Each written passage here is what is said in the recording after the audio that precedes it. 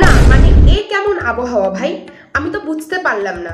আমরা এখনো শীতকালের কম্বলগুলো তুলে রাখতে পারিনি, এদিকে দুপুর হতে না হতেই ঘেমে একদম জল হয়ে যাচ্ছি, ফ্যান ছাড়া থাকাই যাচ্ছে না। আবার যে রাত হয়ে যায় তখন মশাদের উপদ্রব, ওরে ভাই রে ভাই, পৃথিবীর যত মশা ছিল সব মনে হয় কোথা থেকে উদ্ভব হয়ে গেছে, সব একদম ভন ভন ভন ভন করে একদম গান শোনাতেই থাকে। আবার কোনো কোনো জায়গায় তো বৃষ্টিতে এমন শিলাবৃষ্টি হয়েছে যে একদম পুরো বরফে রাস্তাঘাট ঢেকে গেছে। ওই তো খড়গপুর না কোথায় দেখলাম। তাহলে আমাদের সাথে এরকম পার্সিয়ালিটি কেন রে ভাই? আই এম তো ভেরি কনফিউজ।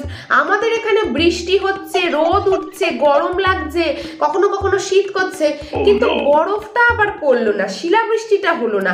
আমাদের সাথেই কেন এরকম পার্সিয়ালিটি? আমরা গরিব মানুষ কোনোদিনও মানালি ফানালি যেতে পারি কি পারি না, একটু গরিবের মানালি ভেবে একটু মজা তো নিতে পারতাম, সেটাও হলো না।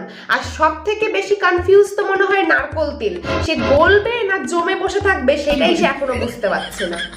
কি যে ওয়েদার এটা, আই এম তো ভেরি কনফিউজ।